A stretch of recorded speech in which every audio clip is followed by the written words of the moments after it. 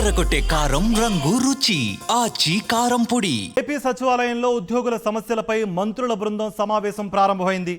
రాష్ట్ర ప్రభుత్వ ఉద్యోగులకు సంబంధించిన వివిధ పెండింగ్ అంశాలపై ఏపీ సచివాలయం 5వ భవనంలో మంత్రుల బృందం సమావేశమైంది.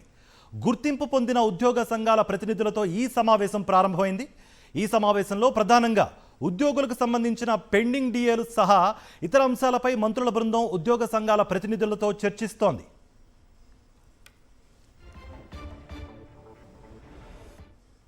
రైట్, సచివాలయ ఉద్యోగులతో ఏపీ మంత్రుల భేటీకి సంబంధించి మరింత సమాచారం మా ప్రతినిధి సురేంద్ర అందిస్తారు. సురేంద్ర, సెక్రటరియట్లో గుర్తింపు పొందిన ఉద్యోగ సంఘాల నేతలతో ప్రభుత్వ సమావేశం అయితే కొనసాగుతుంది. దాదాపు 12 గంటలకు ప్రారంభమైన సమావేశం కొంత ఆలస్యంగా ప్రారంభమైంది. అయితే కూటమి ప్రభుత్వం వచ్చిన తర్వాత దాదాపు 4 బిలియన్ల ఇప్పటి వరకు పెండింగ్ లో ఉన్న పరిస్థితి అయితే కనిపిస్తుంది. దాంతో పాటు పిఆర్సీ కూటమి ప్రభుత్వం వచ్చిన తర్వాత పిఆర్సీ కమిషన్ రద్దు చేసింది. అప్పటి నుంచి కూడా పిఆర్సీ కమిషన్ లేదు. ఖచ్చితంగా పిఆర్సీ కమిషన్ ని నియమించాలంటూ కూడా ఉద్యోగ సంఘాలు అప్పటి నుంచి కోరుతున్న పరిస్థితి కనిపిస్తుంది. దాంతో పాటు బకాయిలు దాదాపు ఉద్యోగులకి వచ్చేసరికి 22,000 కోట్ల రూపాయలు బకాయిలు ఉన్నాయంటూ ప్రభుత్వం చెప్తుంది.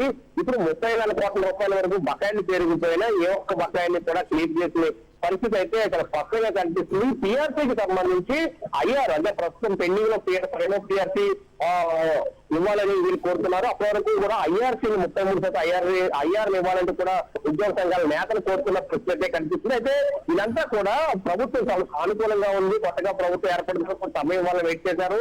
కానీ సంవత్సరాల సమయం గడిచిపోయినా కానీ ఉద్యోగ సంఘాల నేతలతో చర్చగా పరిస్థితి రీసెంట్ గా 2 నెలల క్రితం ఉద్యోగ సంఘాల నేతలతో చర్చించిన ఆర్థిక అంశాలన్నింటినీ కూడా పక్కన పెట్టారు.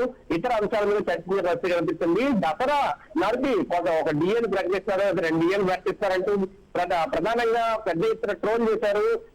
ఇంకో ప్రభుత్వ ఉద్యోగులందరికీ కూడా కూటమి ప్రభుత్వం బ్రహ్మరథం పడుతుందంటూ ప్రకటనలు గుర్తించారు. కానీ దసరాకి కూడా ఉద్యోగులకు మొండి డిఏ చూపించిన పరిస్థితి కనిపిస్తుంది. ఇప్పుడు దీపావళి వచ్చింది, ఇప్పుడైనా మాకు డిఏ ప్రకటించాలంటూ ఉద్యోగ సంఘాలు ఆగ్రహాన్ని వ్యక్తం చేస్తున్న నేపథ్యంలో ఈ రోజు ఉద్యోగ సంఘాల నేతలతో ప్రభుత్వం చర్చలు కొనసాగిస్తుంది.